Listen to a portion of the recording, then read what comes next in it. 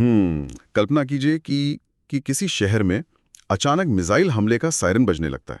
बाप रे, वो आवाज ही बहुत खौफनाक होती है। बिल्कुल। और ऐसे में घबराहट के मारे कोई तुरंत अपना मोबाइल फोन निकालता है ताकि सरकार की तरफ से आने वाले किसी आपातकालीन अलर्ट या किसी सुरक्षित जगह की जानकारी देख सके। जी, जो कि एक बहुत स्वाभाविक प्रतिक्रिया है। हाँ, लेकिन स्क्रीन पर नजर पड़ते ही बिना किसी लिंक पर क्लिक किए वो फोन पूरी तरह से हैक हो जाता है। ओहो। मतलब जो उपकरण जान बचाने वाला था, वही उपकरण एक जासूसी का हथियार बन जाता है। तो सुप्रभात, आज के इस गहन तथ्यात्मक विश्लेषण में सभी सुनने वालों का स्वागत है। जी, सभी का स्वागत है। आज 2 अप्रैल 2026 है और आज हम जिस विषय का पूरी तरह से निष्पक्ष विश्लेषण करने जा रहे हैं वो है ईरान संघर्ष, मिसाइलें, ड्रोन, साइबर और होर्मुज जलडमरू मध्य। बिल्कुल। और 1960 के दशक के उन शांत और पेशेवर समाचार बुलेटिनों की तरह आज हम सिर्फ तथ्यों पर बात करेंगे, बिना किसी डर या पक्षपात के। सही कहा। और इस विस्तृत चर्चा को शुरू करने से पहले ये बताना जरूरी है कि आज के कार्यक्रम के प्रायोजक प्रोवेव एआई हैं और ये पूरा विश्लेषण स्टेलो न्यूज़ द्वारा जनरेट किया गया है। हाँ, जो कि एक एआई संचालित समाचार एप्लीकेशन है। जी, और स्टेलो न्यूज़ कोई आम ऐप नहीं है। ये असल में स्टेलो इंटेल ऑप्स सॉफ्टवेयर का कंज्यूमर वर्जन है। बिल्कुल, जिसे मूल रूप से सरकारों और सेना के खुफिया अभियानों के लिए बनाया गया था। हाँ, तो इसका सीधा मतलब ये है कि इस प्रणाली के जरिए आम जनता तक भी बिल्कुल उसी स्तर की जानकारी पहुंच रही है जिसका उपयोग दुनिया के बड़े ग्लोबल डिसीजन मेकर्स करते हैं। वाकई, ये एक बहुत शक्तिशाली तकनीक है और आज का हमारा मिशन भी देखिए उसी स्तर की स्पष्टता देना है। पिछले 2 हफ्तों में मध्य पूर्व में मुख्य रूप से ईरान, अमेरिका, इजराइल और खाड़ी देशों में जो कुछ हुआ है, हम उसके पैटर्न को समझेंगे। बिल्कुल, और हम इन घटनाओं के स्थानीय और अंतर्राष्ट्रीय प्रभावों का भी बिना किसी राजनीतिक पूर्वाग्रह के मूल्यांकन करेंगे। जी, तो चलिए वर्तमान स्थिति के सबसे दृश्यमान पहलू से शुरुआत करते हैं। मतलब खाड़ी क्षेत्र में जो सैन्य टकराव चल रहा है। फरवरी 2026 के अंत से ही स्थिति काफी तनावपूर्ण है। हाँ, जब से अमेरिका, इजराइल और ईरान के बीच प्रत्यक्ष तनाव बढ़ा है। जीसीसी देशों पर ईरान के हमलों का एक बहुत स्पष्ट पैटर्न दिखा है और ये कोई पारंपरिक तरीका नहीं है। नहीं, बिल्कुल नहीं। अगर हम खुफिया डेटा देखें तो ईरान एक बहुत ही मिश्रित रणनीति अपना रहा है। वो एक साथ सस्ती लागत वाले ड्रोन्स और उन्नत बैलिस्टिक मिसाइलों का उपयोग कर रहे हैं। जी, जिससे सैन्य भाषा में संतृप्ति और रिसाव या सैचुरेशन एंड लीकेज कहा जाता है, राइट? एकदम सही। इसका प्राथमिक लक्ष्य बचाव पक्ष की वायु रक्षा प्रणालियों को पूरी तरह से थका देना होता है। तो अगर हम इसे एक उदाहरण से समझें, ये कुछ ऐसा है जैसे किसी बहुत ही सुरक्षित क्लब के मुख्य दरवाजे पर 50-60 लोग जानबूझकर गार्ड्स के साथ हंगामा करने लगे। सारा ध्यान वहीं खींच लें। बिल्कुल, गार्ड का पूरा ध्यान उस शोर शराबे में लग जाता है और ठीक उसी समय पीछे की खिड़की से असली खतरा चुपचाप अंदर घुस जाता है। क्या बात है, ये बहुत ही सटीक तुलना है।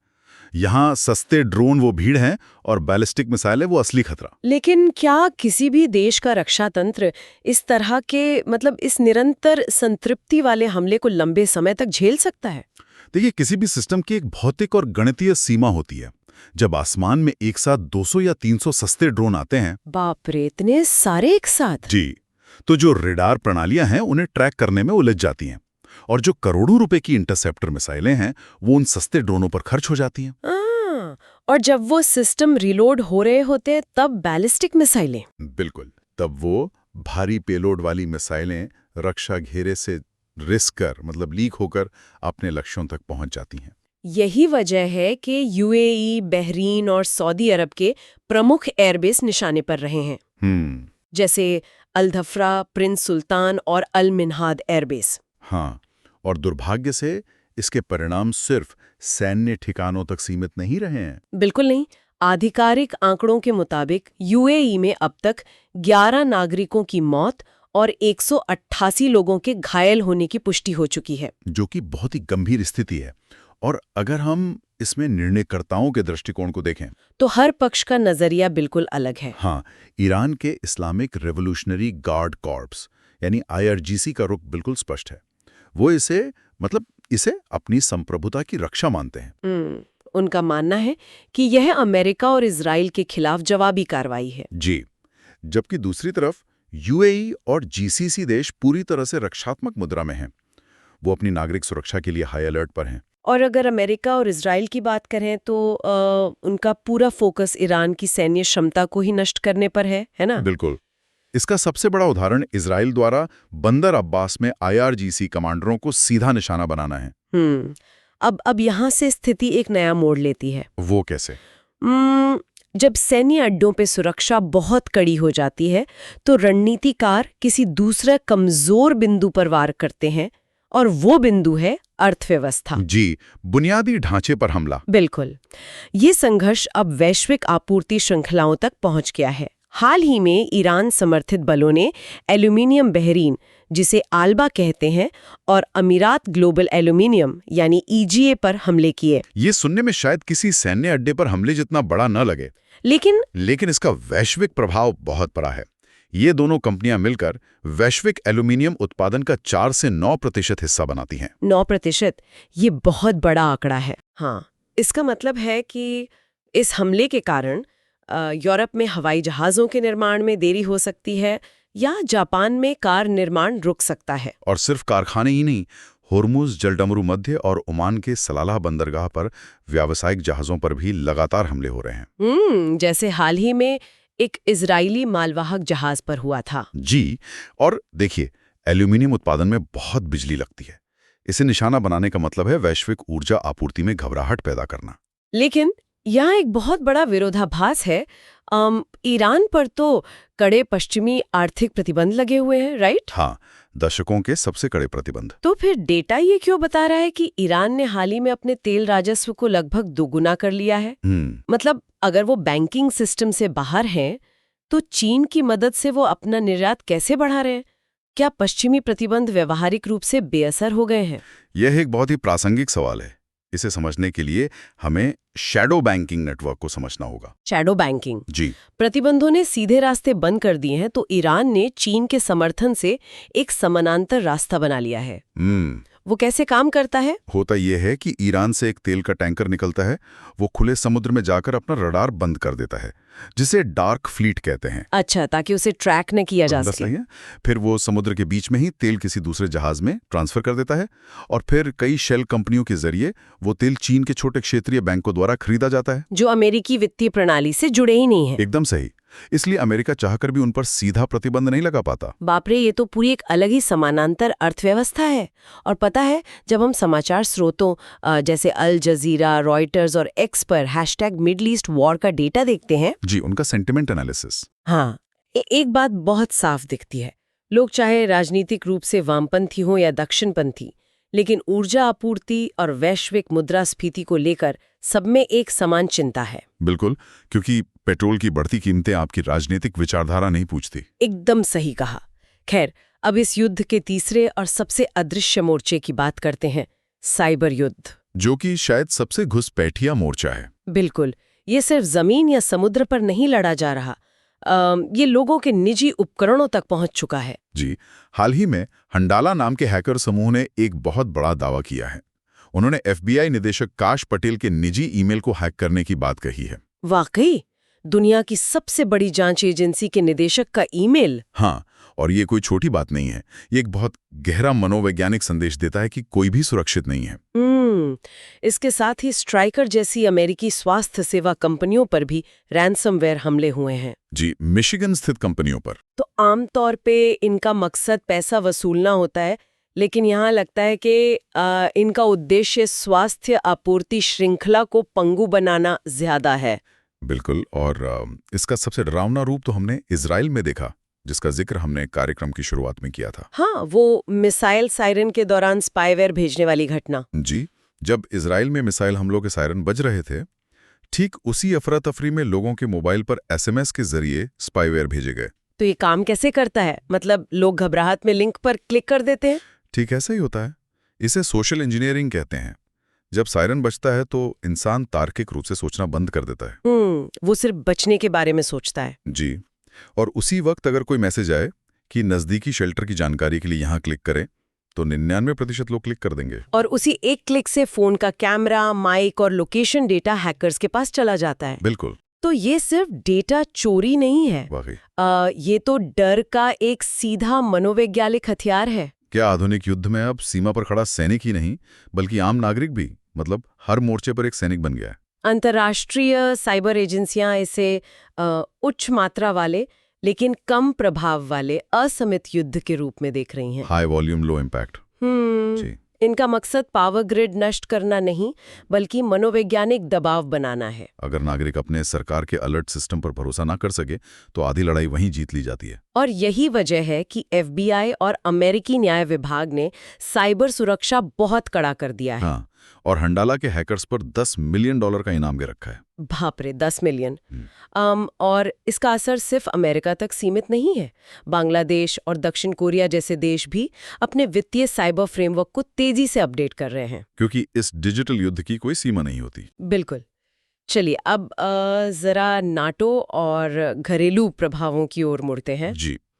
पूर्ण तथ्यात्मक तटस्थता बनाए रखते हुए अगर हम डेटा देखें तो अमेरिका इस युद्ध पर प्रति मिनट $1.3 मिलियन खर्च कर रहा है। $1.3 मिलियन हर मिनट? जी, एक मिनट रुकिए। अगर हम इसे जोड़ें तो ये एक दिन में लगभग $1.8 बिलियन से ज्यादा बैठता है। ये एक बहुत ही भारी आर्थिक बोझ है। तो क्या कोई भी अर्थव्यवस्था इतने महंगे युद्ध को लंबे समय तक झेल सकती है, वो भी तब जब दुश्मन $20,000 के सस्ते ड्रोन इस्तेमाल कर रहा हो? अर्थशास्त्र में इसे लागत प्रतिस्पर्धा का संकट कहते हैं, और इस भारी खर्च का सीधा असर अमेरिका की घरेलू राजनीति पर दिख रहा है। जैसे वो नो किंग्स रैलियां? बिल्कुल। राष्ट्रपति ट्रंप के प्रशासन के खिलाफ अमेरिका में कई जगह नो किंग्स रैलियां हो रही हैं। और कूटनीतिक मोर्चे पर भी तनाव बहुत स्पष्ट है। नाटो सहयोगियों के साथ वैचारिक मतभेद खुलकर सामने आ गए हैं। जी। ट्रंप द्वारा नाटो सहयोगियों की आलोचना की गई है और अमेरिकी सैनिकों को वापस बुलाने की धमकियां भी दी गई हैं। तो एक तरफ इतना भारी खर्च और दूसरी तरफ नाटो में दरारें, क्या ये कूटनीतिक तनाव अमेरिका की लंबी अवधि की रणनीति को बदल सकता है? ये एक बड़ी संभावना है, और जब महाशक्तियों का ध्यान एक जगह फंसता है तो एशियाई देश अपनी क्षेत्रीय सुरक्षा को लेकर सतर्क हो जाते हैं। बिल्कुल, जैसे बांग्लादेश के नए प्रधानमंत्री तारिक रहमान द्वारा भारत के साथ संबंध सुधारने के ताज़ा कूटनीतिक कदम। जी, ये दिखाता है कि एशियाई देश आपस में स्थिरता खोज रहे हैं। और इन सब के बीच एक बहुत ही परेशान करने वाला मानवाधिकार का तथ्य भी सामने आया है। वो क्या? रिपोर्टों के अनुसार ईरान द्वारा IRGC में 12 साल तक के बच्चों की भर्ती की जा रही है। 12 साल। ये इस बात का सूचक है कि एक लंबा संघर्ष किसी समाज पर कितना गहरा दबाव डालता है। वाकई। और इन सभी आकलनों के आधार पर आने वाले समय में हमें किस दिशा में नजर रखनी चाहिए? भविष्य के संभावित परिदृश्य क्या हैं? देखिए, खुफिया आकलनों के मुताबिक एक पूर्ण पैमाने पर जमीनी युद्ध होने की संभावना अभी भी कम है। अच्छा, इतनी बयानबाजी के बाद भी? जी, क्योंकि कोई भी पक्ष अनियंत्रण से बाहर जाने वाले युद्ध में सीधे नहीं उलझना चाहता। तो फिर क्या होने की संभावना सबसे ज्यादा है? सबसे ज्यादा संभावना इस बात की है कि ईरान द्वारा छिटपुट साइबर और ड्रोन हमले जारी रहेंगे, ताकि वो दबाव बनाए रखें, लेकिन अमेरिका की किसी बड़ी जमीनी जवाबी कार्रवाई से बच सकें। बिल्कुल सही। तो आम नागरिकों या नीति निर्माताओं को अगले कुछ हफ्तों में किन रेड फ्लैग्स या संकेतों पर नजर रखनी चाहिए? 3 मुख्य संकेतों पर ध्यान देना चाहिए। पहला, क्या अमेरिका मध्य पूर्व में 10,000 अतिरिक्त सैनिक भेजता है, जिसकी अभी चर्चा चल रही है? जो कि एक बड़ा बदलाव होगा। जी। दूसरा, हॉर्मुज जलडमरू मध्य में वाणिज्यिक जहाजों की स्थिति कैसी रहती है? और तीसरा, कूटनीतिक मोर्चे पर युद्ध विराम के प्रयासों को कितनी सफलता मिलती है? ये बहुत ही स्पष्ट और व्यापक रूपरेखा है। जी। तो अब जब हम आज के इस गहन विश्लेषण के अंत की ओर बढ़ रहे हैं, हम अपने 1960 के दशक के गंभीर अंदाज से थोड़ा बाहर आते हैं। बिल्कुल, थोड़ा सहज होते हैं। हाँ, तो जैसा कि हमने शुरुआत में बताया था, ये पूरा विश्लेषण स्टाइलो न्यूज़ की मदद से तैयार किया गया है। जी, जो कि मोबाइल और कंप्यूटर दोनों पर उपलब्ध है। और जरा सोचिए, 20 से ज्यादा भाषाओं का डेटा, 250 से ज्यादा पारंपरिक स्रोत और X का रियल टाइम डेटा। बाप रे, एक इंसान के लिए तो इसका एक साथ विश्लेषण करना लगभग असंभव है। वाकई। लेकिन स्टाइलो न्यूज़ का AI इंजन ये काम सेकंडों में कर देता है, बिना किसी पूर्वाग्रह के। बिल्कुल, और कोई भी व्यक्ति इसे डाउनलोड कर सकता है। ये उपयोगकर्ताओं को अपनी पसंद के हिसाब से बिल्कुल व्यक्तिगत खुफिया स्तर की न्यूज़ ब्रीफ तैयार करके देता है। तो अगर कोई भी ऑन डिमांड AI संचालित समाचार चाहता है तो वो www.stylonews.com पर जाकर सब्सक्राइब कर सकता है। जी, अपना कीमती समय देने और इस विस्तृत चर्चा को सुनने के लिए बहुत बहुत धन्यवाद। हाँ, सभी का धन्यवाद। आप भविष्य के गहन विश्लेषण के लिए अपने पसंदीदा विषय भी सुझा सकते हैं। और हाँ, स्टाइलो न्यूज़ को सोशल मीडिया पर ज़रूर फॉलो करें। और जाने से पहले हम एक ऐसा सवाल छोड़ना चाहते हैं जिस पर सोचने की बहुत ज़रूरत है। जी। आज के इस विश्लेषण से एक बात बहुत स्पष्ट है। जब मिसाइलें बुनियादी ढांचे को तबाह कर रही हों, मेरा मतलब है जब वो सैन्य ठिकानों के बजाय कारखानों पर गिर रही हों, जी। जब हैकर्स देशों के बजाय नागरिकों के व्यक्तिगत ईमेल को निशाना बना रहे हों, और जब मिसाइल सायरन की आड़ में स्पाईवेयर सीधे हमारी सोच पर हमला कर रहे हों। तो क्या हमें 21वीं सदी में विश्व युद्ध की अपनी पुरानी परिभाषा को पूरी तरह से बदलने की जरूरत नहीं है? ये वाकई एक बहुत गहरा सवाल है। इस पर विचार कीजिएगा। सुनने के लिए धन्यवाद।